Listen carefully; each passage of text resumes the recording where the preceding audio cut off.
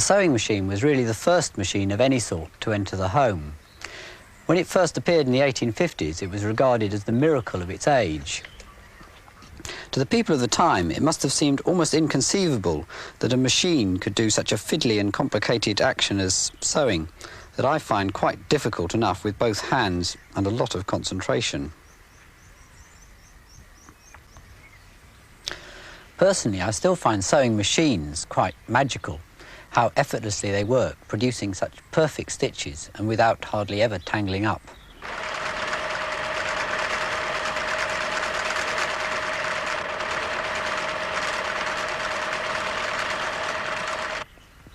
To make a machine that directly imitated hand sewing would be very difficult. The real secret of machine sewing has been to find a completely different sort of stitch that's more suitable. The first clues came from a sort of embroidery decoration popular in the 18th century. This used the hook needle and formed a so-called chain stitch. The needle never needs to go right through the fabric, so it can be firmly fixed to part of a machine at the top. The first attempts at mechanical sewing imitated this embroidery stitch.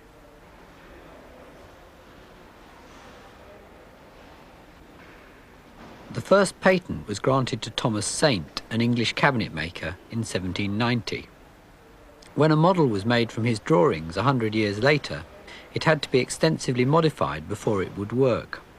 So it's doubtful whether Saint ever actually built one.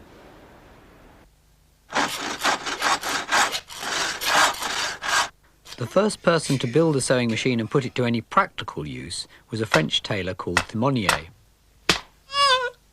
Oh, my thumb, oh,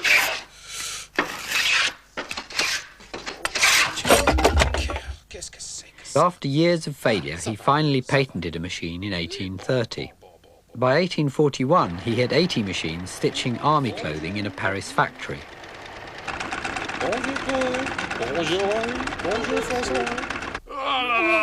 An angry crowd of tailors, fearing that the invention would rob them of their livelihood, then broke into the factory and destroyed the machines. Thimonier was ruined and eventually died penniless. This is a model of Thimonier's machine in the Science Museum, which exactly imitates the hand embroidery stitch. We're having some trouble in making it stitch, but we have got to made it do a few stitches. We're off, I think. Back again. Back again. Okay.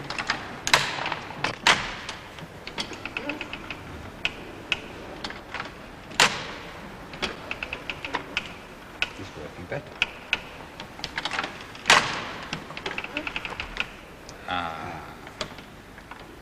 Okay, try and keep it. That's better. We haven't managed to make it stitch very neatly, but even if the machine was properly set up, chain stitch still has the disadvantage that it's very easily pulled apart. Unknown to Thimonier, other inventors were experimenting with a different sort of stitch, lock stitch, using two separate reels of cotton. The machines were more complicated, but the stitches they produced were neater, and they didn't pull apart so easily. The secret of these machines was really the brilliant shape of the needle itself. We've made a giant one here, and you can see the eye is in the pointed end of the needle, and it has a groove all the way up one side that the thread can slip through. Well, with the real needle, if I push it through a bit of cotton and pull it out again, it automatically leaves a loop underneath. And all the machine needs to form a stitch is to pass the second reel of cotton through the loop. The first lock stitch machine was built in America by an inventor called Walter Hunt in about 1833. It didn't work very well, so he lost interest and didn't even bother to patent it. Elias Howe patented an improved machine in 1845, and despite an initial lack of interest, this then acted as a catalyst to other American inventors, and within 10 years, all the major elements of a modern sewing machine had been introduced. I'm going to try and demonstrate these with this human sewing machine, stitching together two sheets of expanded polystyrene. The needle goes through the material, The bottom bobbin is pushed through the loop, the needle comes out and the stitch is pulled tight, and the material is pulled forward.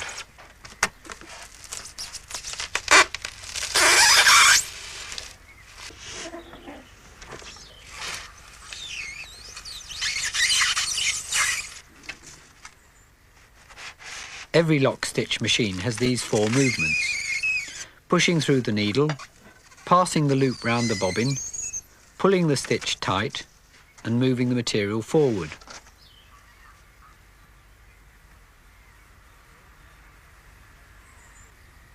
The movements are all connected to the motor by a series of ingenious mechanical linkages.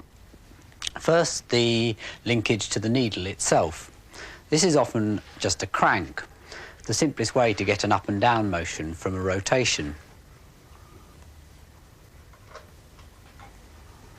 Next, the device that pulls the stitch tight. This is basically an arm that flies up at the right moment, just as Ellie's was doing. But Ellie also had to grip the thread with her other hand to stop the thread being pulled from the reel instead of through the stitch. So on a sewing machine, there's a sort of friction pulley between the cotton reel and the arm.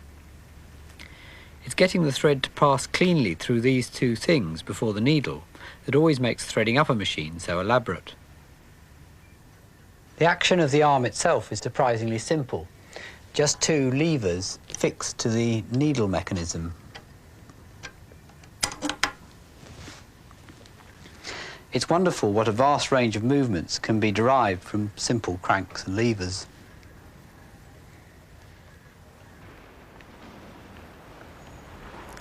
These are some collecting boxes I made for the Science Museum. They're actually portraits of people who work here. The idea was to show exactly what a donation would fund, so £1 makes them work for 10 times long as 10p.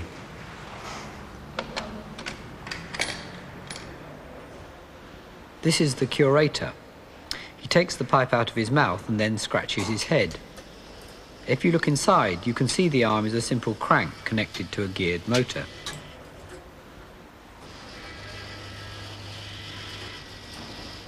Back to the sewing machine. The next action is passing the thread loop round the bobbin. This is what Ian was doing in the human sewing machine. To me, this is the most magical part, how it manages to do it without tangling up. On a real machine, instead of passing the bobbin through the loop, the bobbin stays still and a sort of rotating hook pulls the loop so it's large enough to pass right over the bobbin. With the bobbin back in place, all you can actually see is the red thread slipping round the outside.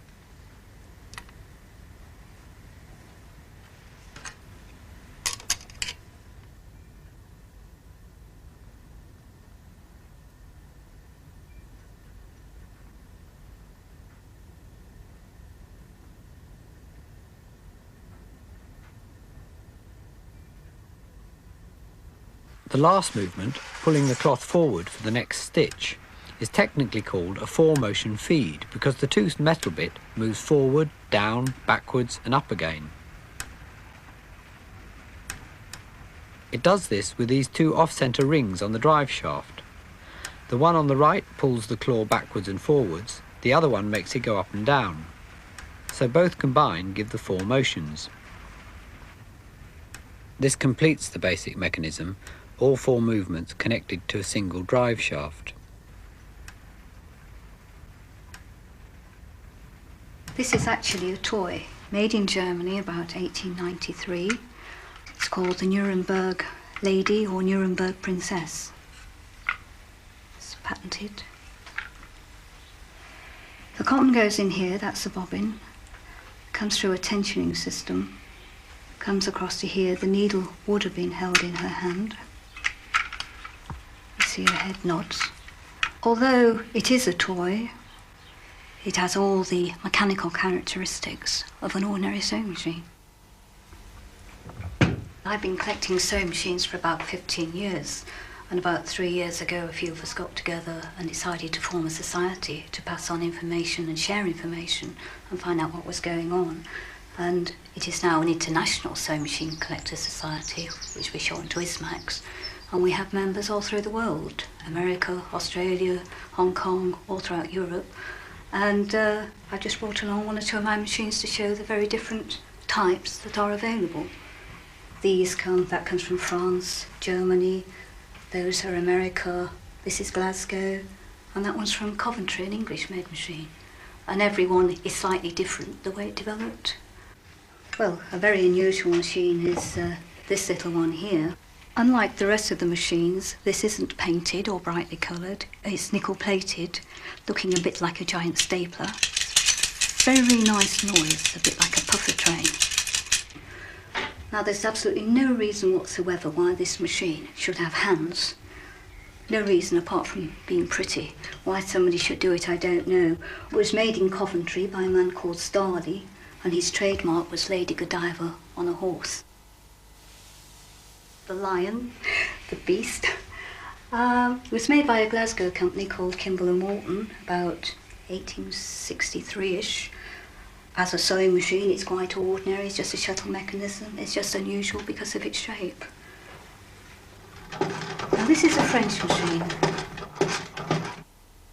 It's called La Populaire, and it's certainly a very popular machine among collectors. Although it's called, it works on an average system, we always call it the pusher.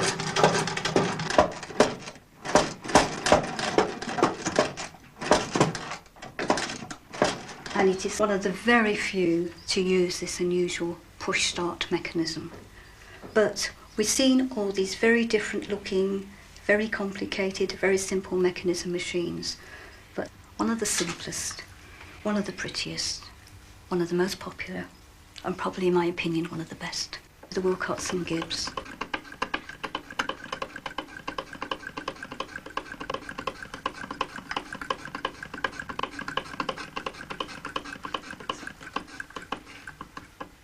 The early machines were all beautifully decorated.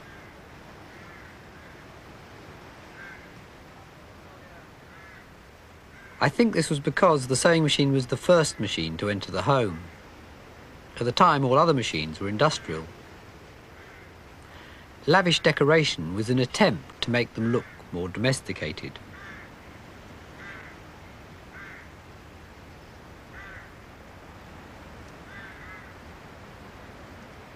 At first, the different manufacturers' machines had very distinct characteristics.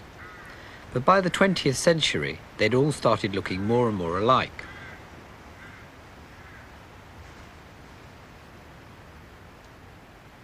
This was partly due to the commercial dominance of one particular manufacturer.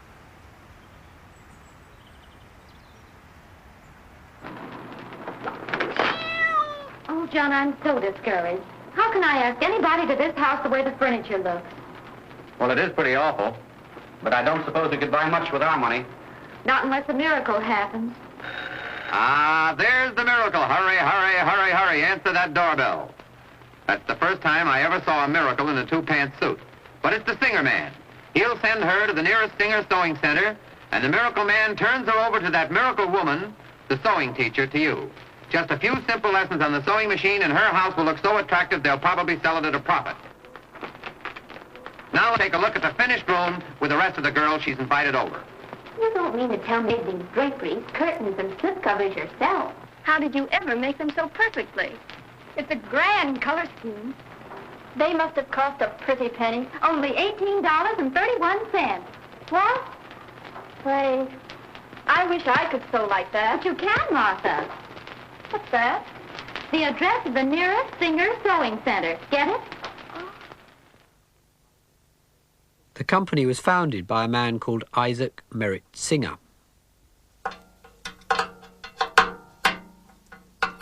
Although Singer was trained as a mechanic, his real love was the theatre. Julie, I've always loved you, honey. Can you ever forgive me? Oh, this is so sudden. Oh, Homer. In 1839, he managed to sell a design for a mechanical excavator for $2,000. Power gets to the bucket, it's beautiful. Okay, I'll buy it. And with the money, he set up his own theatre company called the Merritt Players. Oh, I'm rich. I'm rich. Now I can start my theatre company. Dig him up. Oh, Oh, no. goddamn hell I will. Oh. See, honey, I told you I'd save you. Oh, Julie. My hero. Singer's theatre company went bankrupt after a few years. Then, in 1851, he came across an early, unreliable sewing machine. I could do better than this.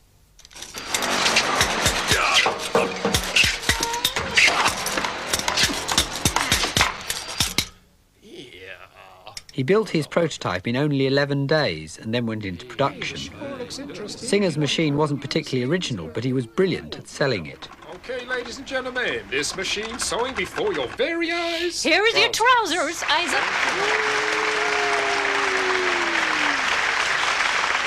There. Proves they're gonna work. Yep. In partnership with a sober lawyer called Clark, he started the first ever hire purchase scheme. By 1867, Singer was a very rich man with a total of 18 children from a variety of wives and mistresses. But because the machines were being sold to respectable homes, Clark then persuaded Singer to leave the country. It's a one-way ticket. Oh. You gotta leave town. No? Singer eventually settled in Torquay, where he died in 1875, leaving a total of 24 children.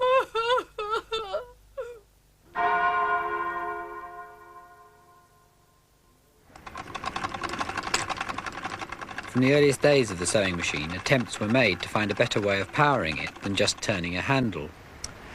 In America, the treadle caught on immediately, because it was a great advantage having both hands free to control the cloth. But in Britain, it was regarded with great suspicion for many years. It was generally thought to be unladylike and rather harmful for the ankles.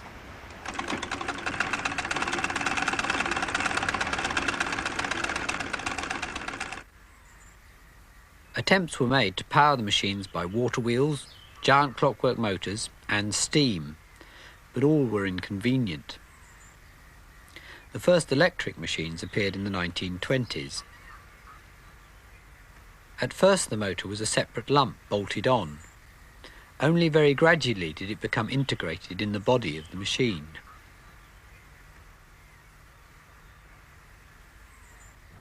The motor itself is connected by a drive belt.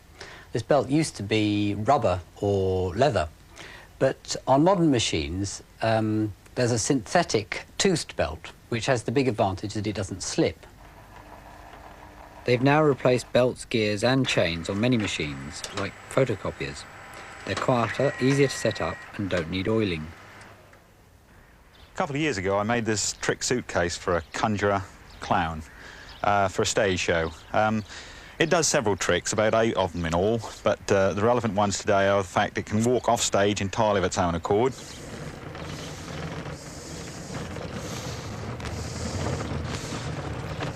Whereupon it can stop, and then it can fall over.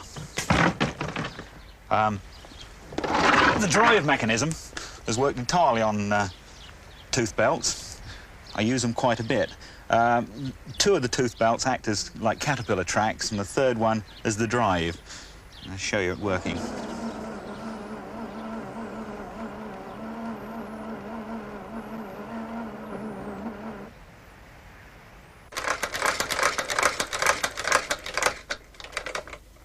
There are limitations to the movements you can get out of simple cranks and levers, so a lot of sewing machines also use cams. This machine's actually a cobbler's machine used for sewing leather. The cams can create a much wider range of movements using irregularly shaped slots and discs like this one.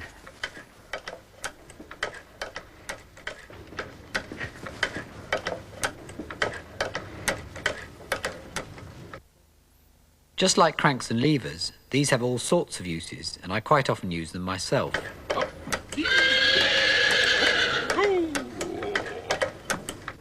This is the warder in the Science Museum.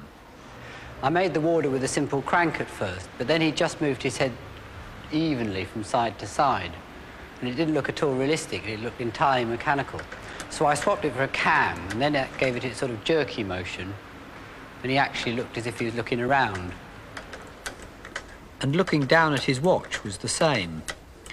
instead of a continuous down and up movement, it needed to be down, pause and up. So I used another cam. This is a doctor I made who writes out illegible prescriptions. Cams can be used for really complicated movements.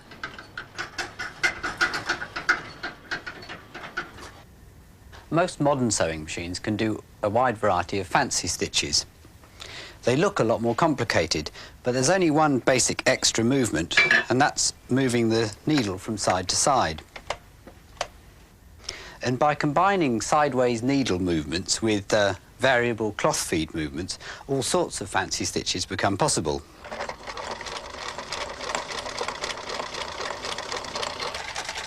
Each stitch has a different cam.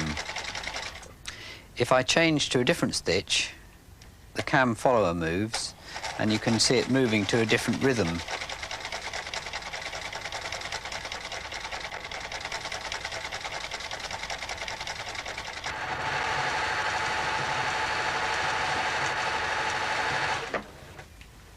This is one of the latest electronic machines.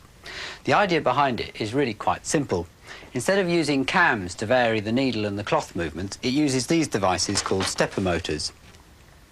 Each pulse of electricity I send it makes it go round one step.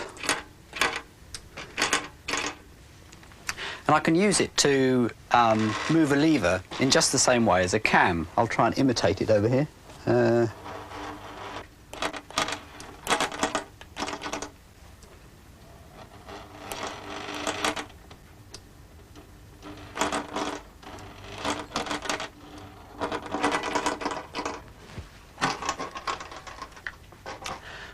By programming a microprocessor to produce a rapid sequence of pulses to control the stepper motor, the movements of the needle can be very accurately controlled. I think you can see the stepper motor moving the needle in this machine. The stepper motor is fixed to a cog which moves the needle in small steps.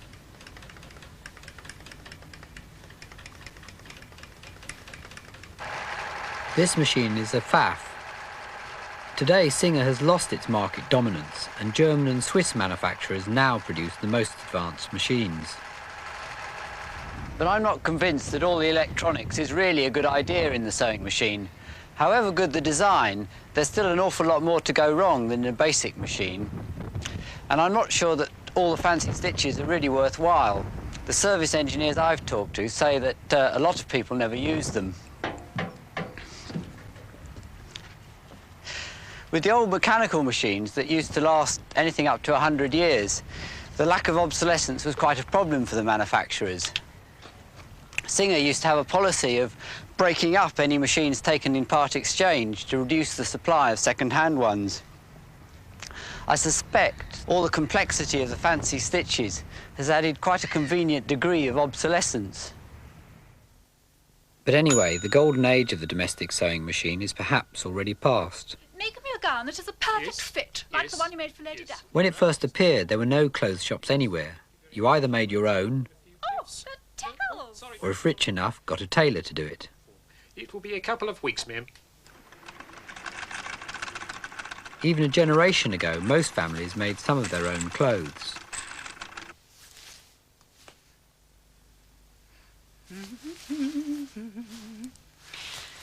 Oh, yes! Oh, it's a dream! But the sewing machine, besides speeding up home sewing, also made the off-the-peg clothing industry economically successful. Yes, I think... I really Home dressmaking is today just a minority hobby, and the home sewing machine has lost its central importance. bit tight. The old machines were built to last a lifetime. Despite my doubts about the latest ones, they have to some extent carried on this tradition, and mechanically they're still surprisingly well made. I think that to make the machines fast, quiet and reliable, they have to be quite heavy and rigid, and they also have to be very precisely made. And it's really these qualities that make them such wonderfully satisfying machines.